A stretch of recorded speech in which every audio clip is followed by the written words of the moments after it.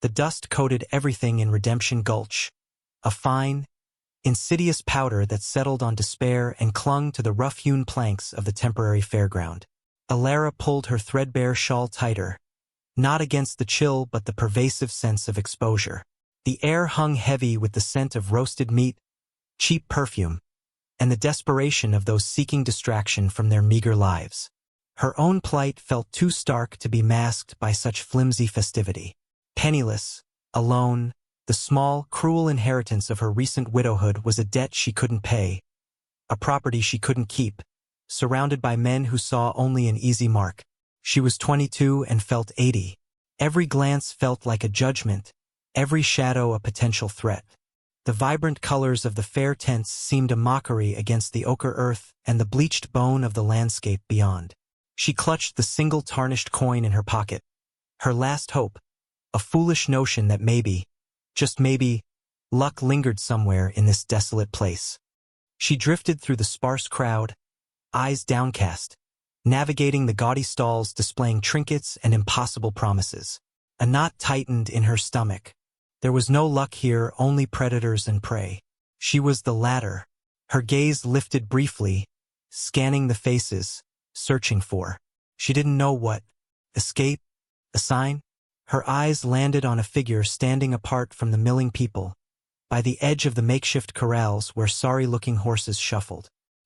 He was tall, lean, clad in worn leather, his face shadowed beneath the brim of a wide-brimmed hat. He didn't call out wares or jostle for space. He simply watched. Watched the horses, watched the sky, perhaps watched the people without seeming to.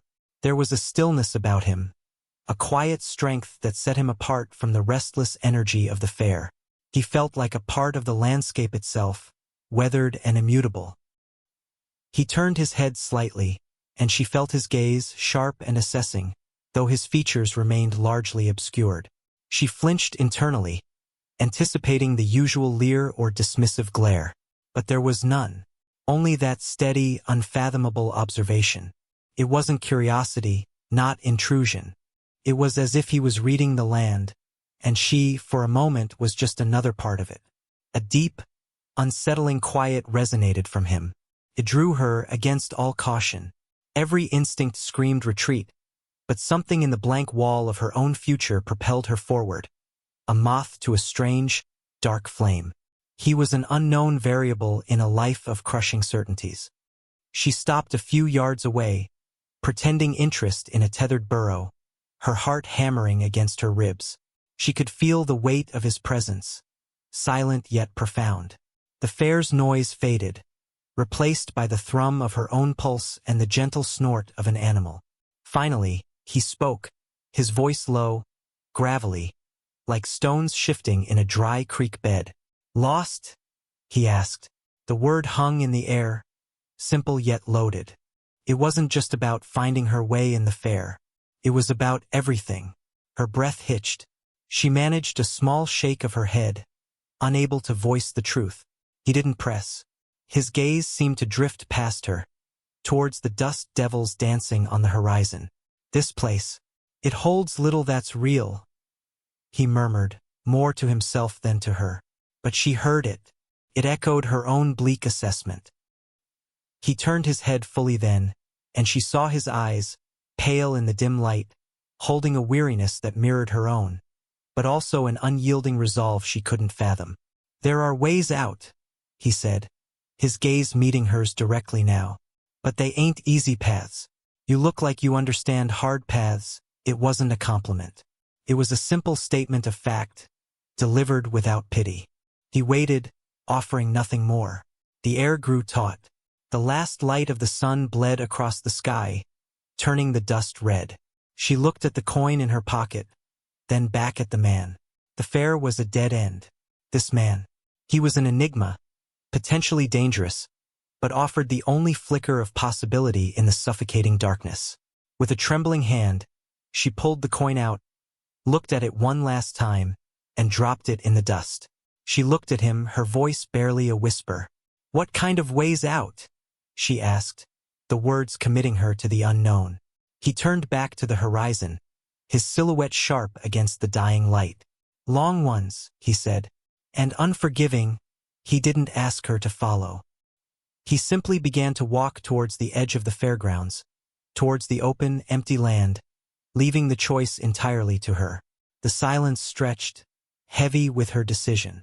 She hesitated for only a moment longer, then gathered her shawl, lifted her chin, and followed. The fair's cacophony faded behind them, replaced by the vast, indifferent silence of the plains under a rapidly darkening sky.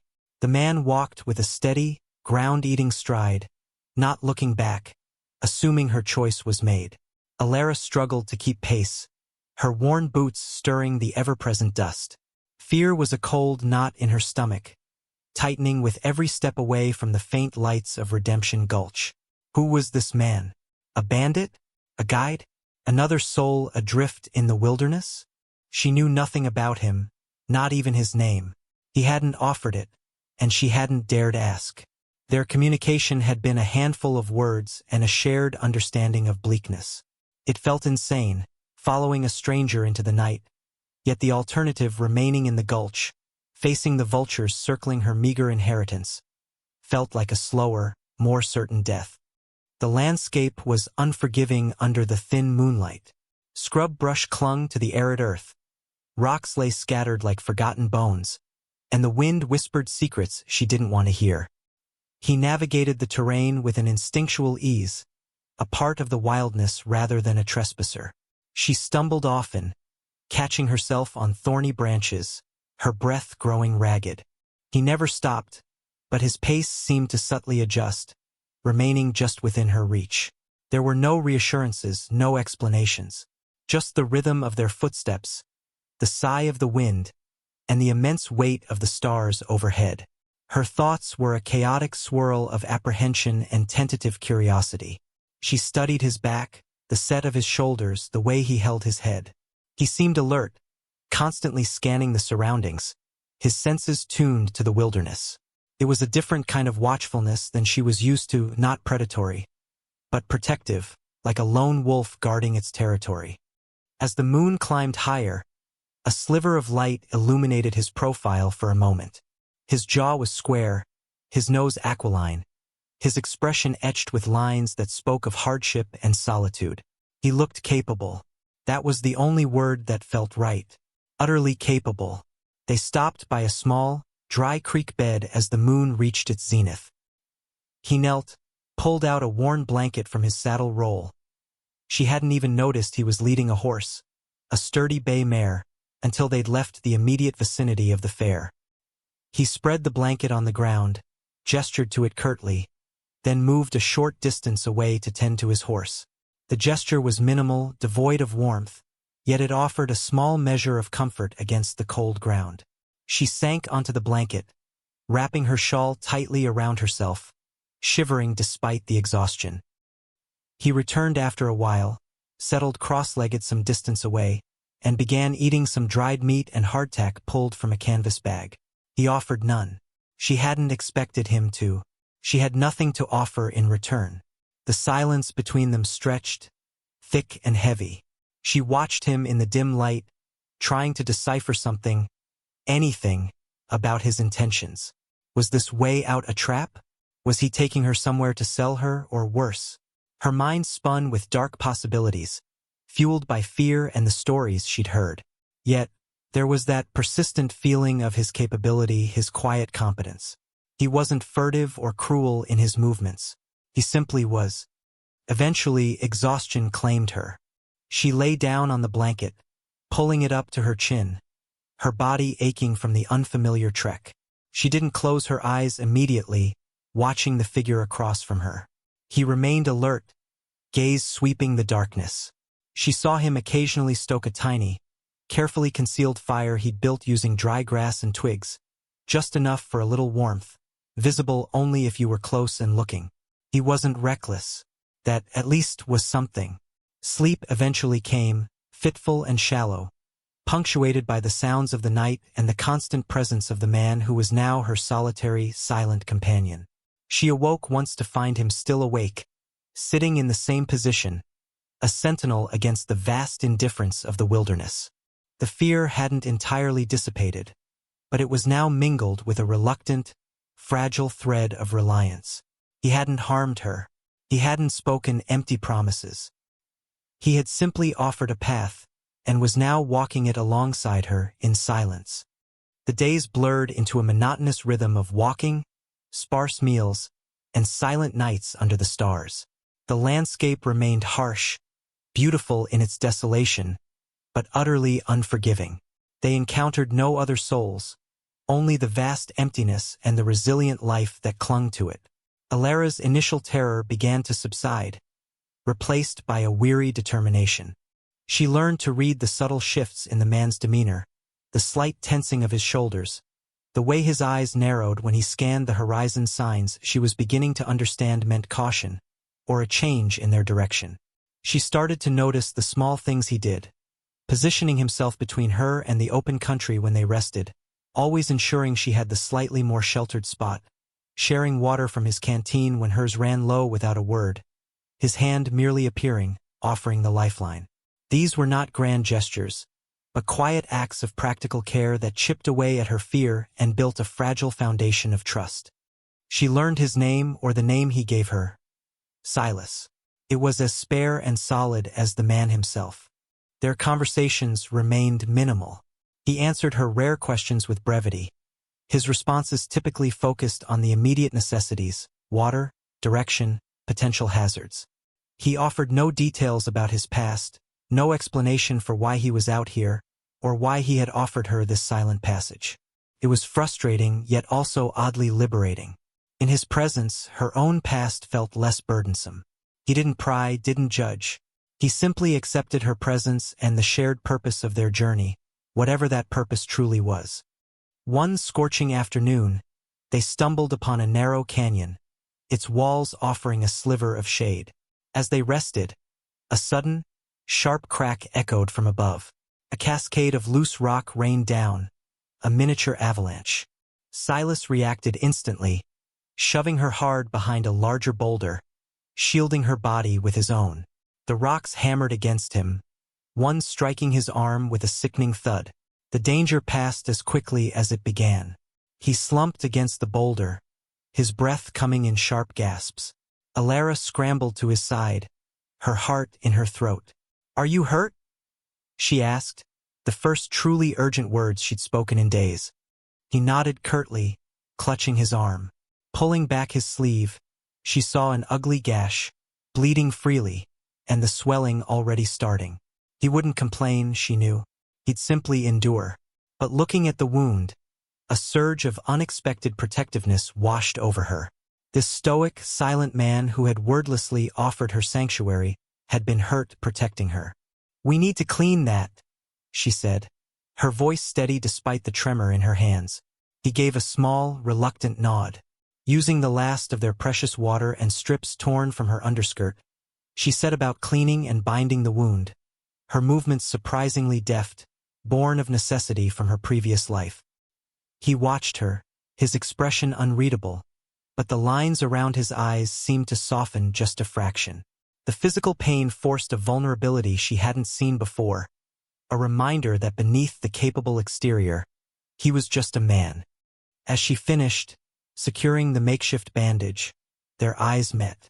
It was a long look, deeper than any they had shared. In that gaze, there was a flicker of acknowledgement, a silent recognition of the shift in their dynamic. She had seen past his stoicism, and he had allowed her to care for him. The unspoken trust solidified in that moment, born not of words, but of shared danger and quiet ministration. The fear was still present, for the wound, for their journey, for the unknown destination. But now, it was tempered by something new. A sense of quiet partnership, a shared resilience against the harsh indifference of the world. They were no longer just two individuals traveling together out of circumstance. They were two souls bound by the silent language of survival and a burgeoning, fragile connection forged in the crucible of the wilderness.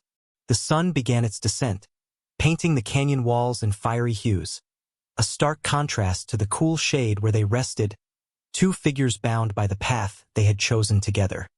Their journey continued, the rhythm of their steps now holding a different cadence, one of mutual reliance rather than mere parallel motion. Silas's injured arm slowed them slightly, forcing them to take more frequent rests.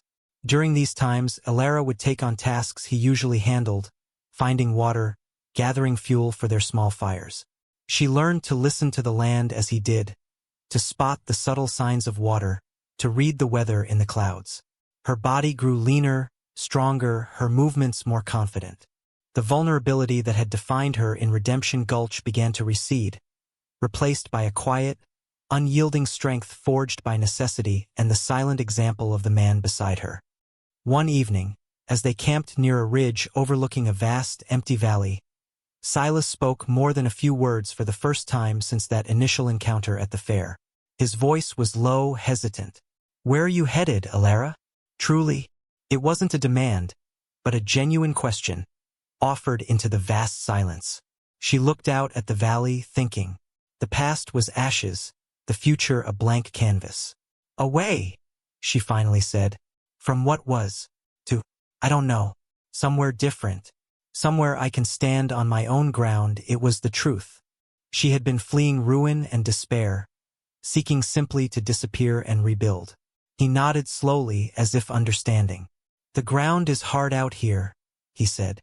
But it's honest, he didn't offer his own destination, but the simple act of asking, of acknowledging her journey beyond mere physical movement, felt significant. Their tentative peace was shattered 2 days later.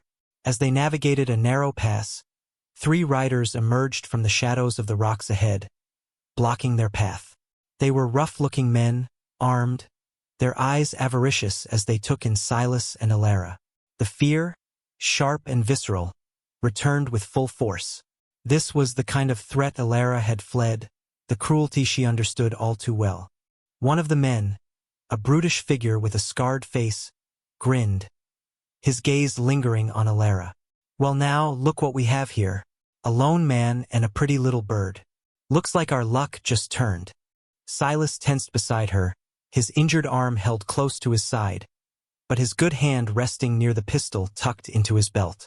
His stillness was not fear, but a coiled readiness. "Keep moving," Silas said, his voice flat, devoid of emotion. The scar-faced man laughed, a harsh, ugly sound. "Don't be foolish. Hand over your supplies, the horse and the woman, and maybe we let you walk away in one piece." Alara's mind raced. She was the perceived weakness, the prize, but she was no longer the cowering woman from the fair.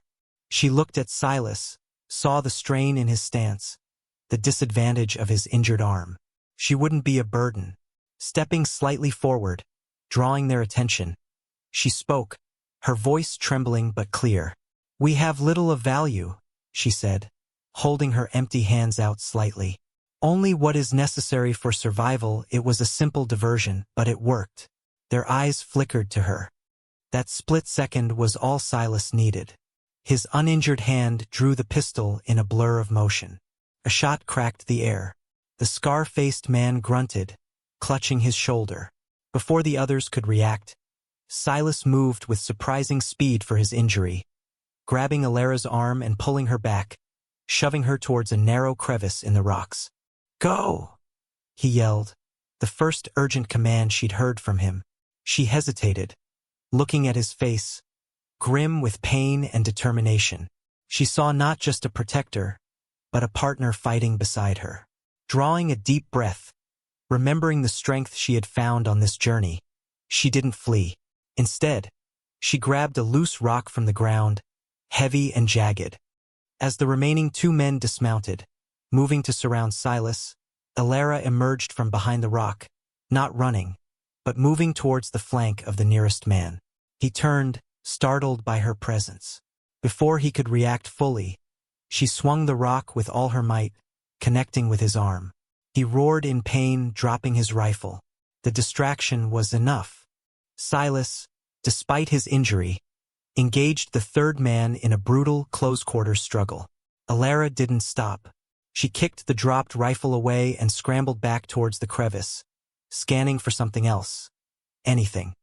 The fight was desperate, uneven with Silas's injury. She saw him land a blow, take a hit. The stakes were everything. their lives, the fragile hope she had found. Her eyes landed on a pile of loose scree on the slope above the men. An idea, reckless and born of pure adrenaline, struck her. Ignoring Silas's shout, she scrambled up the rocky slope towards the scree, her boots slipping on the loose stones. The injured man who had dropped his rifle swore and started towards her, but Silas, with a final surge of strength, incapacitated the other attacker with a fierce blow. Silas turned, his eyes wide with alarm as he saw what Alara was doing. She reached the pile of scree, digging her hands in, pulling and kicking at the loose stones, sending them tumbling down the slope towards the two men still struggling or recovering below. It wasn't a landslide, but a sudden shower of rocks, disorienting and painful. The remaining attackers, injured and surprised by Alara's desperate counterattack, hesitated. Silas seized the moment, grabbing Alara's arm again, pulling her down the slope and past the fallen men. "Now we go," he snarled, urgency replacing his usual calm. They ran, scrambling out of the pass, leaving the surprised and injured men behind. They didn't stop until they were miles away, collapsing behind a cluster of rocks as the sun began to set, their chests heaving, the taste of dust and adrenaline thick in their mouths. They had faced the wolf at the door, and together, they had driven it away. Exhaustion settled over them, bone-deep and heavy. They lay side by side behind the rocks, the vast, silent plain stretching before them under the fading light. The danger had passed for now. Alara looked at Silas, his face streaked with dirt, his arm bandaged, his breathing still ragged. He met her gaze, and this time, there was no reserve, only a shared understanding of what they had just faced and survived. He gave a small, almost imperceptible nod of acknowledgement. It spoke volumes. The night that followed was different. They shared a meager meal, their movements coordinated, a silent partnership now fully realized. They spoke little, but the silence was no longer empty or filled with apprehension. It was comfortable, companionable. They had seen the worst of each other: fear, desperation, injury, and the best: courage, resilience, unexpected protectiveness. Alara looked at her hands, scraped and dirty, the same hands that had cleaned Silas's wound and thrown rocks at their attackers. They felt capable, strong. The woman who had stumbled out of Redemption Gulch was gone. In her place was someone shaped by the wind, the dust, and the quiet strength of the man beside her. As the first light of dawn painted the sky in soft hues, they prepared to move again. Silas looked at Alara, a flicker of something akin to admiration in his pale eyes. "You didn't run," he stated, not a question. "No," she replied, her voice steady. "Not anymore." He offered no further comment, but his gaze lingered for a moment longer before he turned to check on his horse. Their journey continued, the landscape still harsh, the future uncertain. But Alara no longer felt adrift. She had faced her fears, found her strength in the wilderness, and forged an unbreakable bond with the silent, capable man who had offered her a path out. Their meeting at the fair, born of desperation and chance, had not led to a frivolous adventure, but to a life-defining trial by fire, a test of spirit and resilience. They had walked through the darkness together, and in doing so had found a light not in a destination, but in each other. The path ahead was still long and likely unforgiving, just as Silas had warned. But they would walk it together, two figures against the vast horizon, no longer running from the past, but walking towards whatever future they could build, side by side. The resilience she had always possessed, buried under grief and fear, had been unearthed and tempered in the crucible of their journey. She was no longer defined by what she had lost, but by what she had found: her own strength and an unexpected, profound connection in the most desolate of places.